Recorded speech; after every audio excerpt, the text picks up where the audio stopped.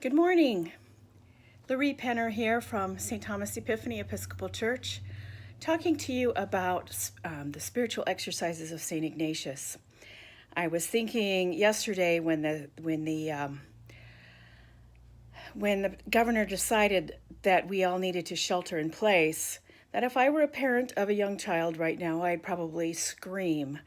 I know that it's been very difficult, challenging to have your children home and also many of you trying to work as well. I can't imagine some of the things that you might be dealing with right now.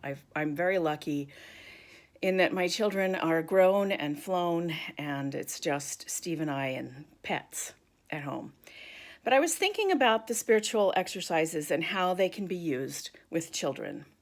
So, what you can do with the prayer that I gave you the other day, the prayer of the five senses, you put yourself in the story, and then you look at the story through your five senses. What do I hear? What do I see? What do I feel? What do I smell? What do I taste? And you can do that as a guided meditation with your children. It won't be a long thing. It's not going to, sometimes you can spend a lot of time doing the other kind of, the adult version of this exercise. But for children, it would be a short guided meditation where you would take a small piece of the scripture and have somebody read it, and then maybe you would ask them, so who are you in this story? Who would you like to be in this story? And they choose somebody that they would like to pretend to be in the story. You have them close their eyes, and you say, so as this person, what do you hear in this story? What are you hearing right now?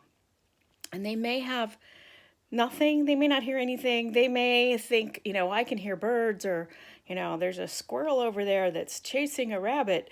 It could be anything, but whatever it is, it's their imagination, and it's something that is hopefully going to eventually bring them closer to Jesus.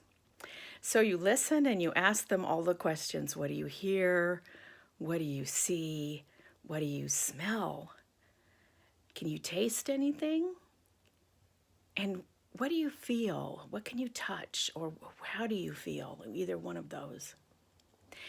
Make it a short thing and then ask them afterwards what they saw, or you can even have them say it out loud as they are doing this prayer, and then ask them afterwards what that was like.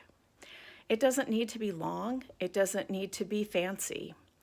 Today's reading is included in the written up portion of this devotion that I sent out. It's from Mark chapter 9.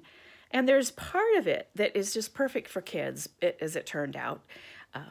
It's the end of this story when Jesus pulls aside a child and sets him in the midst of the disciples and says, this, if you are not willing to be the least of these, you will never understand who I am and who sent me.